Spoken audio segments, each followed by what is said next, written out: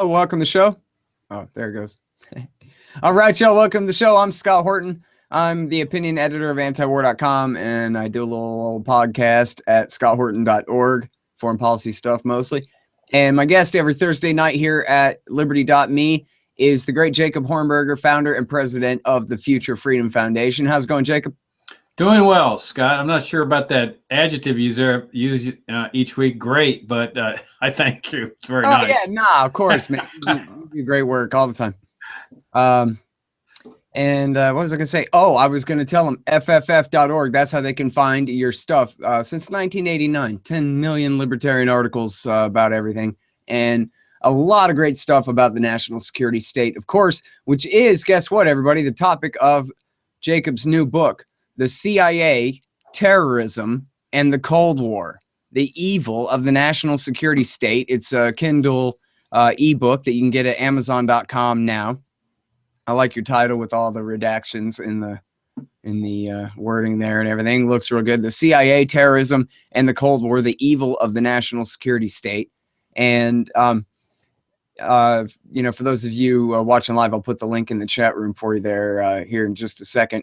But so I really like the way you start the book out by, pointing out what should be sort of obvious, even if it never occurred to most of us, that the term national security is not in the Constitution anywhere. There is no grant of the president to keep us safe, in and of itself, so to speak, anything like that. So, but then you also explain that in contemporary terms, national security state kind of doesn't mean anything, can mean anything, and ends up where that term itself, you say, has supplanted the Constitution as the basis of law in the society. Yeah, I mean, I'm really happy that this book has come out. It's already, we just sent out a press release today on it, but it's already received a fantastic review from Charles Burris over at LouRockwell.com. And then he posted the comment. So it's got one comment there, but we're hoping that the book finds favor with readers as much as our other ebooks have: the Kennedy Autopsy, JFK's War with the National Security State, Regime Change, and we got new ebooks coming out. But this is an important one. When I got into libertarianism, Scott, it was because of economics. I mean, I discovered the concept of economic liberty and libertarianism, the welfare state, the immorality of the welfare state, Austrian economics. And that was where my focus was for the first many, many years of my exploration and study of libertarianism. But then I started realizing that there's the other half of this apparatus that's been attached to the federal government. And in addition to the welfare state apparatus that was grafted onto there, like in the 30s, we got the warfare state apparatus, or what's also called the national security state apparatus, or what Eisenhower referred to as the military-industrial complex. And it fundamentally changed America's governmental system for the worse. And one of the prime movers of this apparatus is the concept of national security. I mean, the government, and specifically the Pentagon, the CIA, the NSA, the principal components of the national security branch of the government, and I consider it a separate branch of the government, they can effectively do whatever they want, as long as they put it in terms of national security. And I hold that this is now where the real power of the federal government is. I mean, we have the ostensible powers that are traditional, that come about as part of the Constitution, as we are all taught to believe it works: the judicial branch, the legislative branch, the executive branch. But as various authors have now pointed out, that it's a charade, that with the establishment of the national security branch, that's where all the real power is: the Pentagon, the CIA, the NSA. And you have these trappings of, this image that the Constitution is the same as it always was. But the original idea of the Constitution was that the government's powers would be limited. And so they're enumerated in there, what the powers of the judiciary are, the powers of the Congress, the powers of the president. But all of a sudden, this huge, enormous, powerful entity comes into existence, and it effectively says, we have a new power here. And that power is to protect national security. And I write in the book that those are now the two most important words in the lexicon of the American people of our time. They trump everything. The Congress, all you have to do is cite national security, and man, they'll shut down any investigation. Same with federal judges. You bring a lawsuit, as soon as the Justice Department says, Your Honor, this lawsuit is a threat to national security, they'll dismiss it. And the president, well, he cooperates with the national security branch, but in a conflict, my hunch is that the Pentagon and the CIA are going to triumph over the president. So it's fundamentally altered America's way of life. We now live under a government, as I point out in chapter 1, that has the power to assassinate Americans with impunity. I mean, all they have to do, the Pentagon or the CIA, is say, you're a terrorist. We label you a terrorist, and they have the power to assassinate you. And your survivors, if they bring suit in federal court, the federal courts have made it clear, no, we're going to dismiss those. We're going to defer to the authority of the national security establishment. And they have the power to round up Americans, put them into torture centers, concentration camps, and torture them. That was what the Jose Padilla case established. Once again, the federal court said, we defer to the authority of the national security establishment. National security is everything.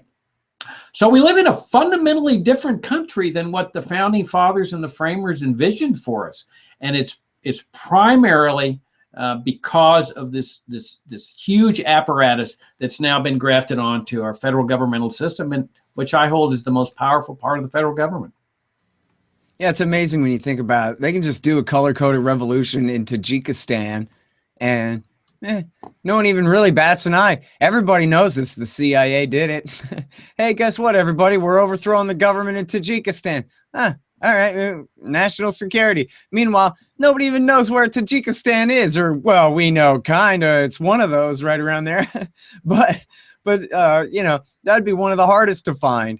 And but meanwhile, as you're saying, there must be some reason, or else why would they be doing it? It's all self-justification, especially probably the more far-flung the intervention, the more necessary for some strange reason it must have been.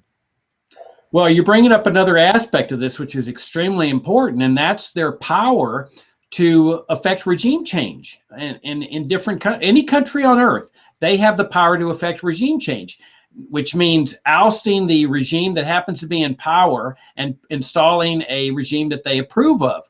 And if you look at the Constitution for the power to affect regime change in foreign countries, you will search in vain. No such power was ever delegated to the federal government, to the president, the Congress, the judiciary. But lo and behold, the national security state now has that power. Now, obviously, the president and the national security state, these two branches, the executive branch and the national security branch, work closely together in most instances to affect these regime changes. But notice that it's not in the Constitution. And so they were doing this practically from their inception. They started there in Iran in '53 with Mossadegh's ouster. That's the root of the bad relations that Iran now has with the United States, has had for many years. It's that regime change operation. 1 year later, they go into Guatemala. They do the same thing. They initiate a 30-year civil war in the country because of that regime change operation. Doesn't that bring to mind another regime change operation, i.e. Iraq, Libya, Syria? The massive chaos, the civil war that's now going on in those countries, it's the same thing. And it's all because of what you point out, this power that they have, which is an unbelievable power. The judiciary doesn't stop them. The Congress doesn't stop them. They can go into any country in the world and oust that regime through assassination, through coups, through bribery, through invasions, occupations, and there's nothing that anybody can do to stop them. All right, now I want to get back to what you were saying about expanded powers of the government, especially in this century since the dawn of the terror war, the ability to round us up, to assassinate us, that kind of thing. Well, you know, I mean, they only rounded up Almari and Padilla, right? Or was there maybe one other, am I forgetting, maybe one other captive who was actually arrested on American soil, but then was held in this lawless CIA/military detention? And then on the assassinations, well, as far as we know, you have Anwar al-Awlaki, and him, his 16-year-old son, who knew too much about his previous relationship with the FBI. But still, they might have been from Colorado or whatever, but they were basically Arabs, and they were in Yemen, which is a faraway, scary terrorist place where, yes, America fights on the side of the terrorists right now, but still. And so the point being, Jacob, is that, come on, man, they're not rounding people up. Yeah, they passed the NDAA, and maybe they even designated parts of some military bases to be detainment centers or whatever, but they haven't detained anybody. They haven't rounded up anybody. They haven't declared martial law at all. They haven't, you know, they certainly have political prisoners, but they always trump up some bogus charges and prosecute them in civilian court. So maybe you're just being hyperbolic, and these powers really are just to keep you safe. Yeah, that's a fascinating question. It's a great question, because that's sort of the standard mindset of, oh, well, Padilla was a real terrorist and they only did it to him, and they're not rounding people up like they do in totalitarian countries. But let's keep in mind something important here. The test of a free society is not whether a government is exercising certain totalitarian-like powers at any point in time. The test of a free society is whether the government wields such a power. Because if it wields the power, that power is hanging over the nation like a draconian sword that can be pulled out whenever they want to pull it out. And normally that takes place during periods of crises. So now they know that they wield this power. They never wielded the power before. I mean, you can go through the first 100 and some odd years of American history, 175 years or so, and it was always clear that the government did not have the power to round up a citizen, take him into custody, hold him indefinitely, torture him, and put him under military custody. That an American always, if he's going to be charged with a crime, he's going to be held by the civilian authorities. He's going to be given a grand jury indictment. He's going to be given a trial by jury. Everything changed with this power, and Padilla was the test case. And we kept telling people, we have multitudes of articles on our website during the Padilla litigation. We were saying, look, the Justice Department and the Pentagon and the CIA, they know the significance of this case. That they know that if they can win this case on Padilla, and they choose a very unsympathetic person, you know, somebody that you're not likely going to go out and want to defend. So they pick out somebody that just looks really bad and is really bad, and then that's their test case. And they know that if they can win on Padilla, then they've got the precedent that now applies to all Americans. And we kept telling people this. This is why this case is so important. Well, once the case reached the federal courts, they upheld the power of the government to do this. They said, as long as the military and the CIA label an American a terrorist, they can now put them in a penitentiary, a concentration camp. They can torture them. They can hold them there indefinitely. And effectively, they can do whatever they want to them. And again, the federal courts deferred to that power the same way, for example, the Chilean courts deferred to the Pinochet regime when he was doing the same thing. Well, now let me ask you about that, because I know you're a lawyer too.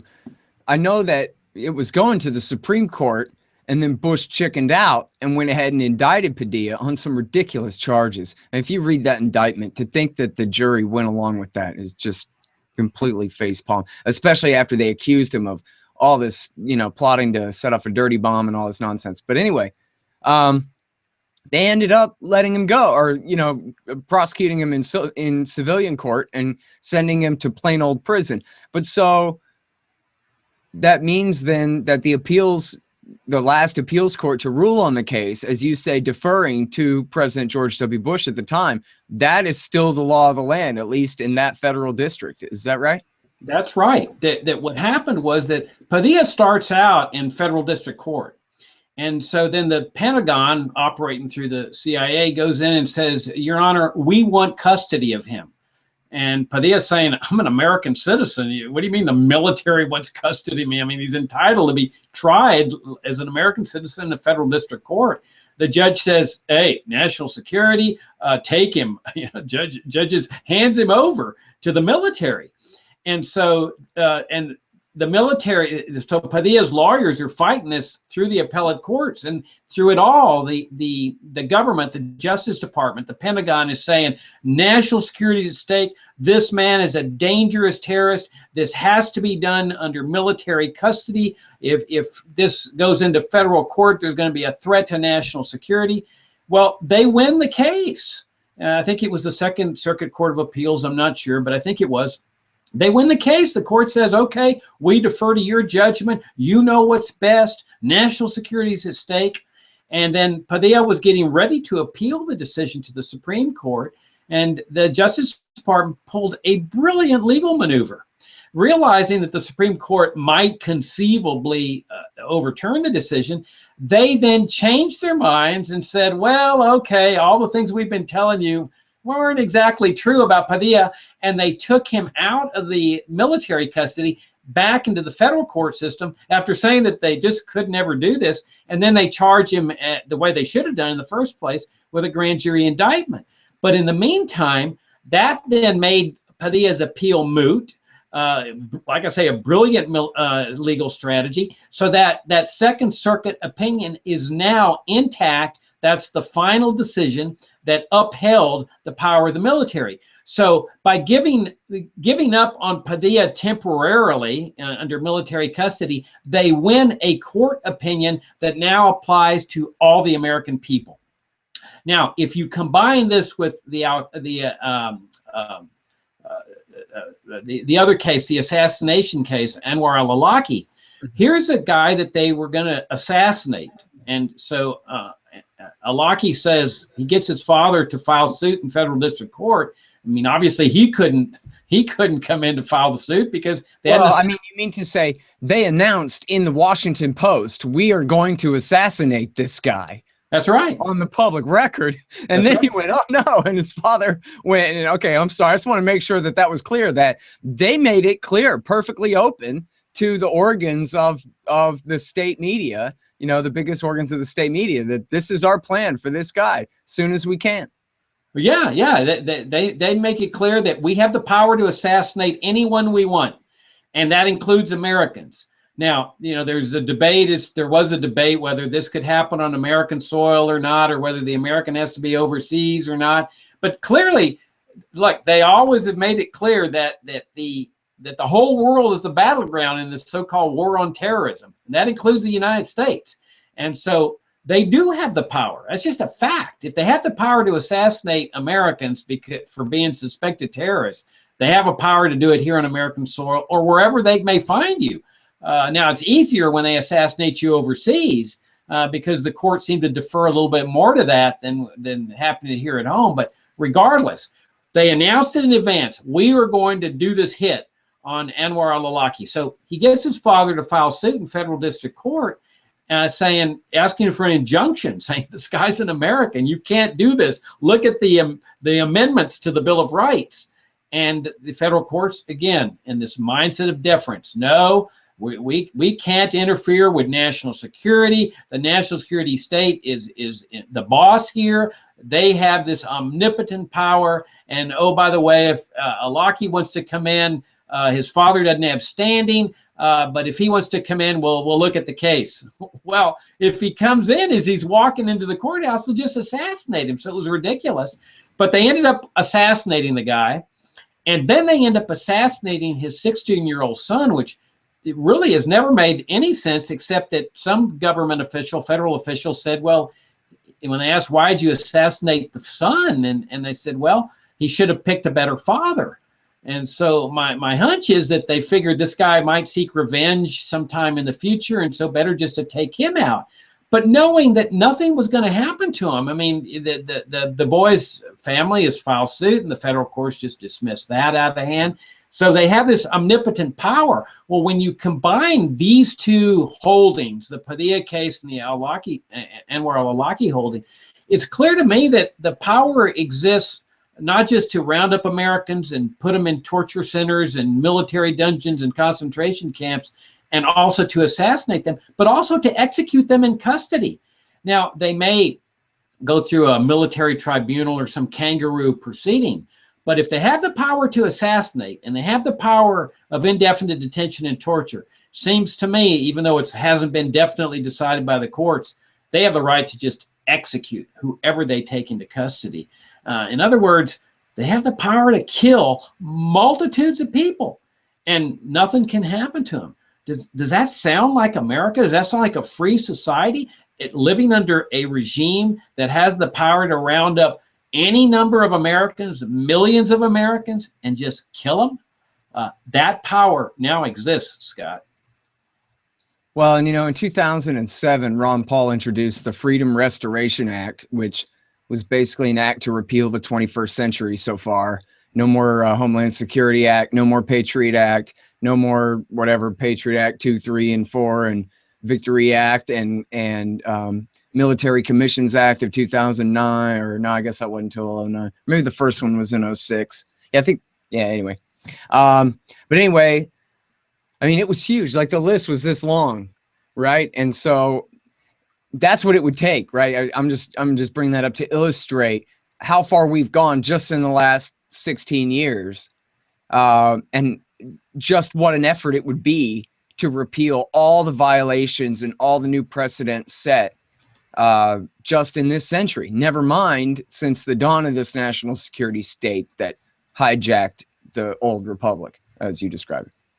Yeah, it's a monumental task, and one of the big problems is that the national security, in most countries that have these things, the president goes to the legislature and asks for emergency powers.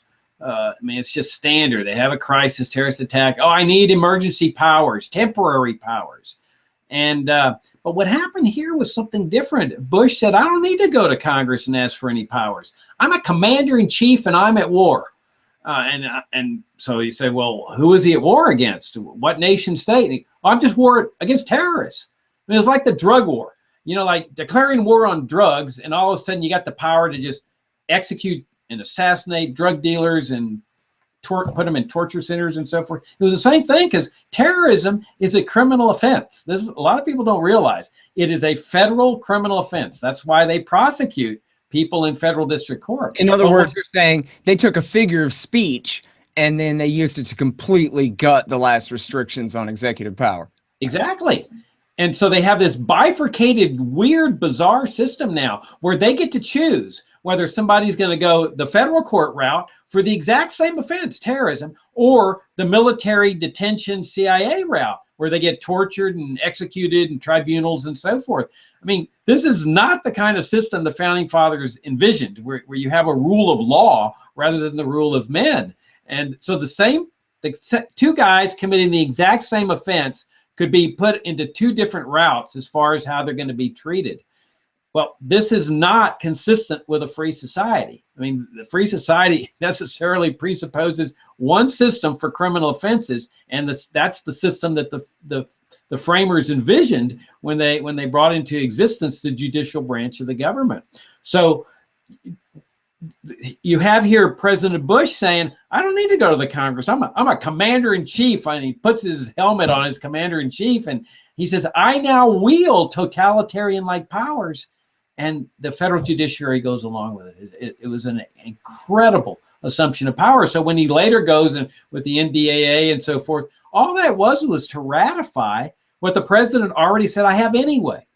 So it's not real clear how you undo all this.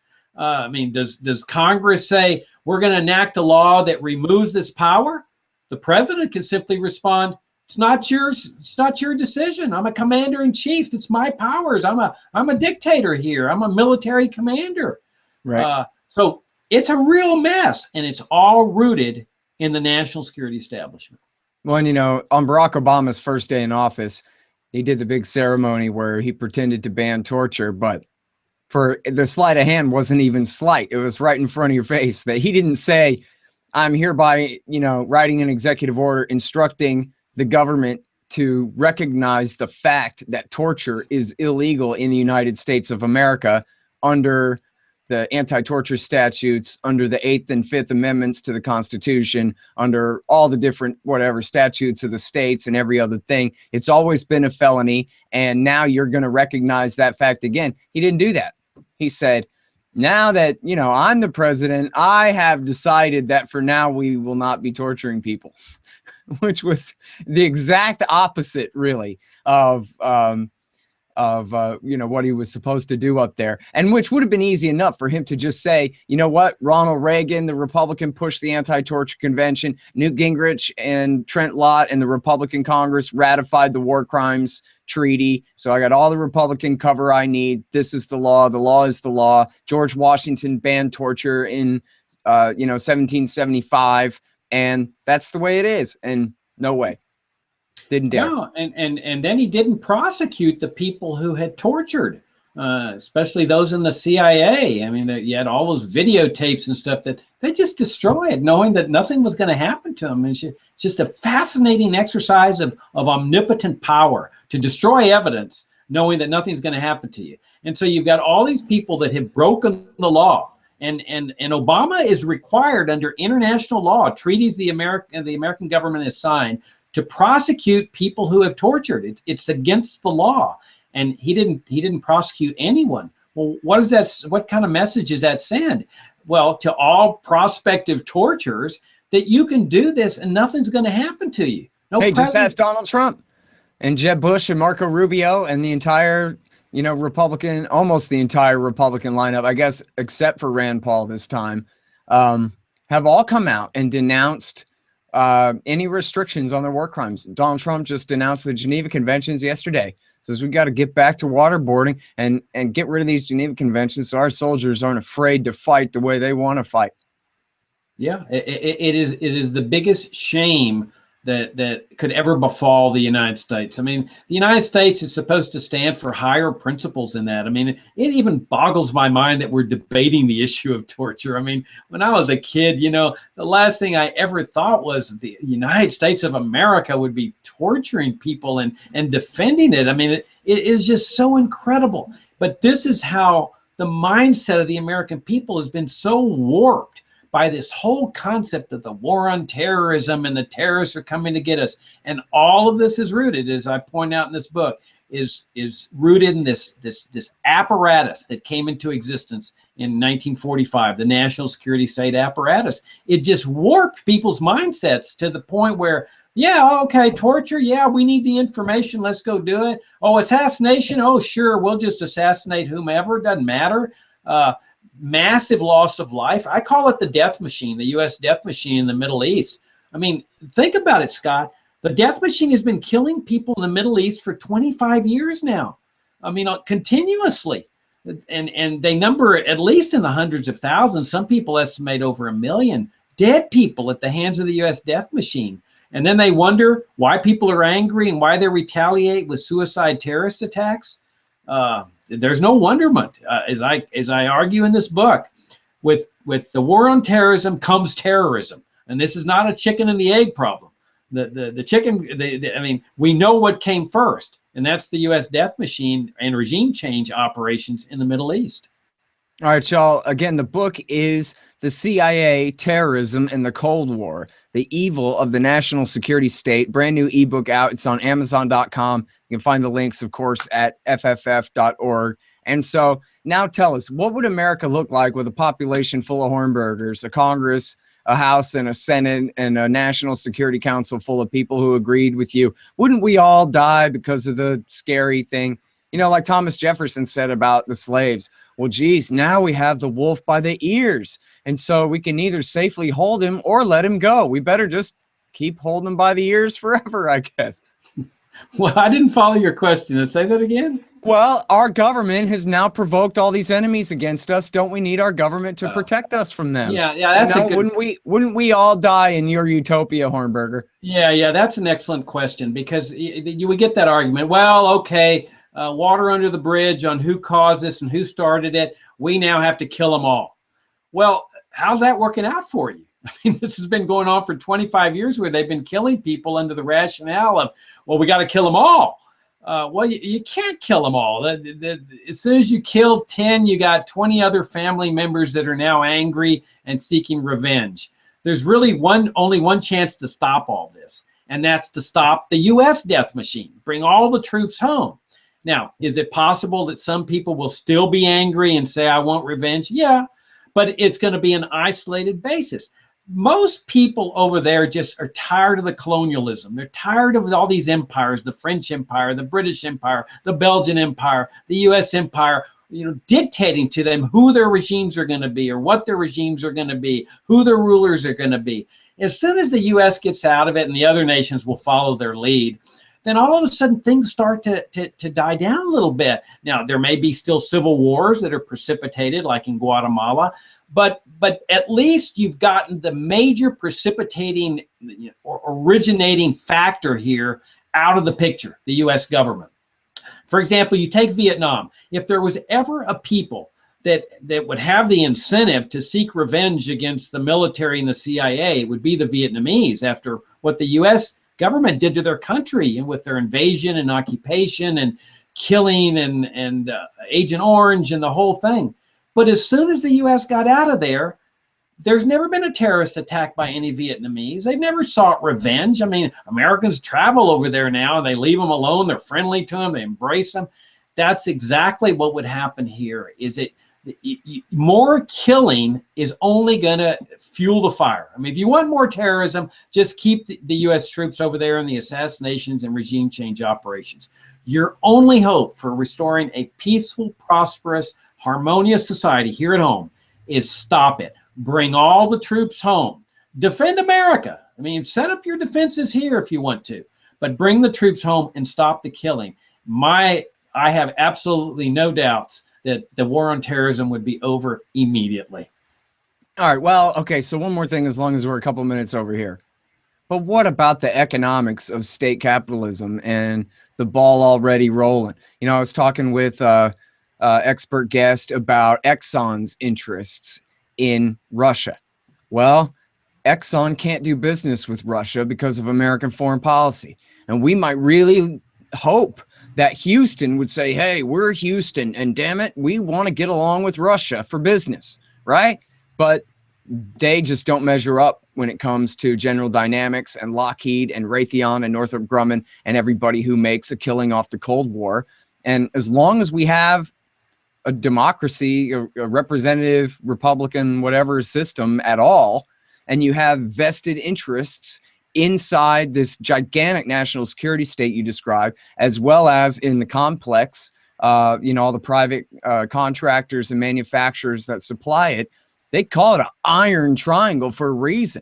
It's not the balsa wood triangle, man. It's iron because there ain't a damn thing we can do to break it. It just goes on and on and on and on, even at the point where they're trying to restart the Cold War with Russia, for crying out loud, right now. And so that's the real thing of it, isn't it? That as long as people can profit off of war and they can lobby the state for more war, the Pentagon budget is going to remain the sweetest honeypot on the face of the earth.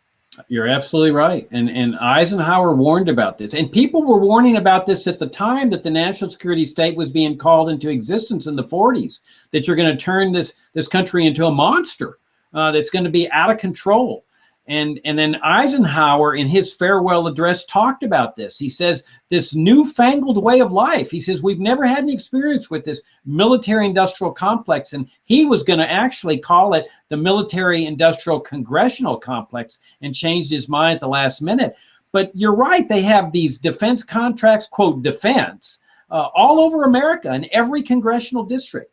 So that if anybody threatens to shut down any of these operations, they mobilize and they get all the contractors and the people in that community to write their congressman, say jobs are at stake here. So you've got huge sectors of America that feel that they're dependent on this military largesse.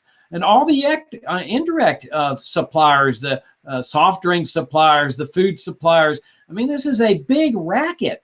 And they know, Scott, that to uphold this racket, because it should have gone out of existence when the Cold War was over. I mean, it was brought into existence as the Cold War is excuse.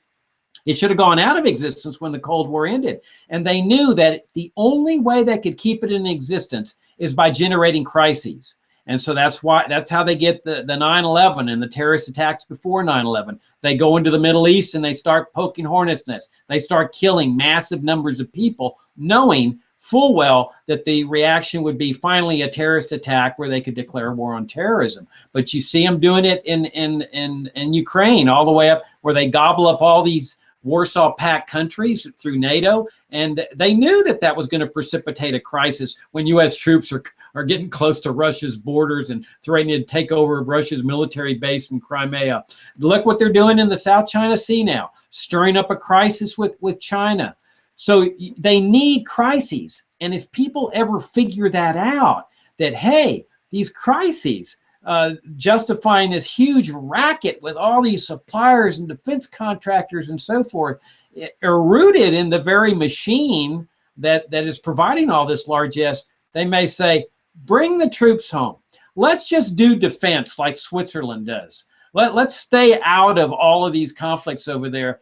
All of a sudden, people are going to sit there and say, hey, what do we need this big racket for, this Cold War dinosaur? And that's why they have to keep these crises going, because they know that's the only way that keeps people riled up and scared, and therefore willing to really bankrupt the country, because that's what they're doing. Along with the welfare state, we know what the national debt is. We know the borrowing. We know the government spending. They're far exceeding tax revenues. We're headed into a Greece-like, Puerto Rico-like situation. And all they say is national security is at stake. We have no choice but to keep bankrupting America. Well, you see, everybody, that's why I call him the great Jacob Hornberger. There he is. Future Freedom Foundation. That's FFF.org. Subscribe to the monthly newsletter there, or the journal. It really is. It's just $25 a year or $15 to read it online. Free little plug there for you. You paid for it and you earned it. FFF.org. The great Jacob Hornberger and the gang, Bovard and a whole bunch of other great writers over there at FFF.org. And that's it for the Future Freedom. Good night, everybody. Good night, Bumper. Good night. Enjoyed it, Scott. Thank you. See y'all next Thursday.